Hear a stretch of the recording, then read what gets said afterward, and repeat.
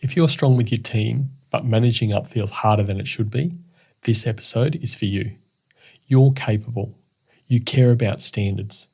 You think deeply about team performance, team engagement, and business leadership outcomes. And yet managing up inside your business leadership environment feels heavier than leading your team. If you've ever felt like you're quietly holding things together, compensating for a lack of structure above you so the business keeps moving, this will feel familiar. Welcome to the High Impact Leader Podcast, a leadership podcast for business owners and leaders who want self-managing teams, stronger accountability, and scalable performance without carrying everything themselves. If you're ready to focus on leadership design, not just effort, you're in the right place. All right, let's come back to what we opened with. If managing up feels heavier than leading your team, there's a reason for that. Most capable leaders believe managing up is about influence.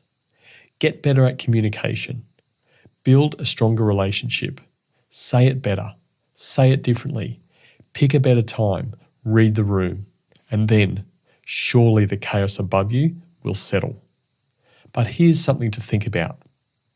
Managing up isn't a people problem. It's a leadership design problem. And you can't influence your way out of a design problem.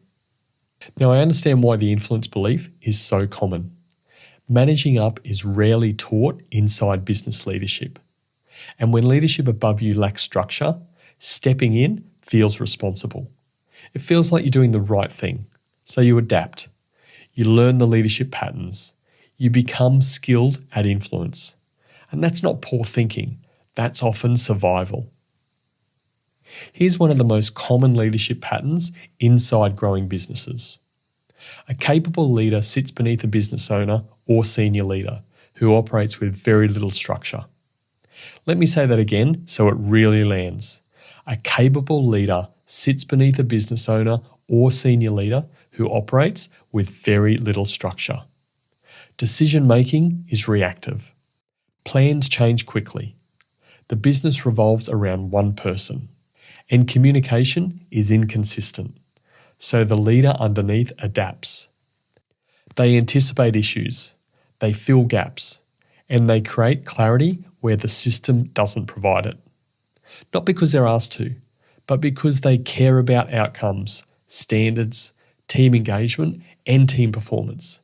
And over time, managing up becomes less about leadership influence and more about containment. And leadership starts to feel heavier, not because of the team, but because of the leadership designed above them. The leadership load increases even though your authority doesn't. And this whole situation usually shows up quietly. You translate chaos into clarity for your team. You sense when something might go off the rails and step in early. You protect people from last-minute changes. You might even find yourself thinking, I'll just handle this. It's easier if I manage around them. And I can't afford for this to fall apart. From the outside, it looks like strong business leadership. From the inside, it feels like you're carrying two roles, leading your team and stabilizing the system above you. This is where scalable leadership quietly breaks down. Now here's the key point. When you treat this like an influence problem, you do what capable leaders always do. You improve yourself. You communicate more clearly. You build more trust. You try harder to align expectations. And you do get better. But what changes? Usually, you just become better at managing the chaos. You become the translator, the stabilizer, the buffer, the person who makes it work. And the system learns something important. The system learns it can stay messy because you'll compensate for it. That's why influence often makes this worse. Not because influence is bad, but because you're using it on the wrong problem. People problems need influence. Design problems need structure. And this pattern persists because responsibility slowly turns into dependency. The system starts relying on you to absorb volatility, to filter decisions, to smooth the edges so the business can function. And without realizing it, Your leadership energy is spent compensating and not progressing. This isn't a motivation issue. It's not a capability issue. It's a leadership design issue. Now, I want to address what a lot of business leaders say to me. They say, okay, but I can't change the person above me. Exactly. That's why trying harder at influence is so draining, because it quietly assumes that they'll change. Leadership design doesn't require them to change. It requires you to lead differently inside what's actually really happening. And the second objection, if I do this, it'll create conflict. It'll look like I'm pushing back. Only if you do it emotionally. Leadership design is not rebellion. It's not blame, and it's not confrontation. It's calm structure. It's leadership clarity. You're not trying to win, you're trying to stabilize performance, ownership, and accountability. I think you'd agree. Over time, this whole managing up situation takes its toll. Leaders feel drained but struggle to explain why. They become indispensable but not empowered. Their growth plateaus because their value is tied to containment and not impact. Team performance becomes fragile.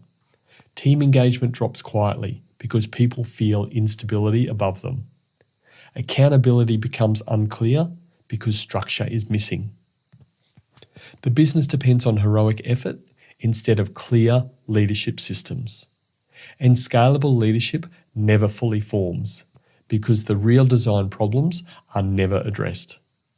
Managing up becomes a survival skill instead of a strategic leadership capability. High-impact leadership looks different. High-impact leaders don't try to fix the person above them. They redesign how they lead within the system. This is leading through people, not around them. They get clear on what they own and what they don't. They stop absorbing chaos by default.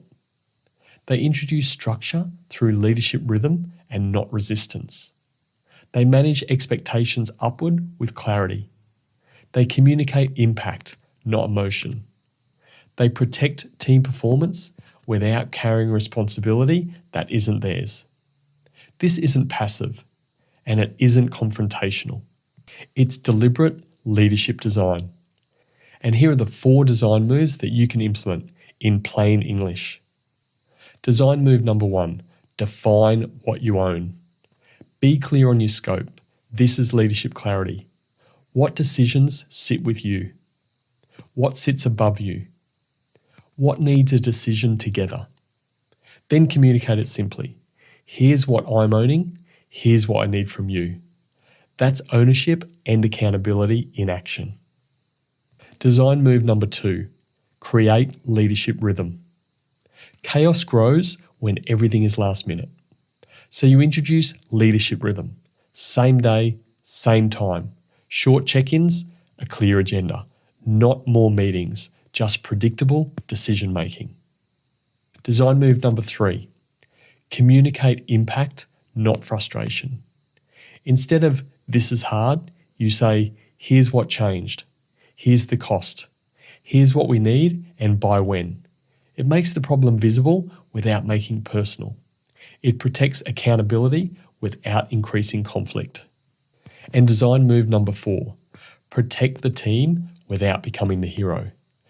You buffer the team, but not by carrying everything. You translate without dumping.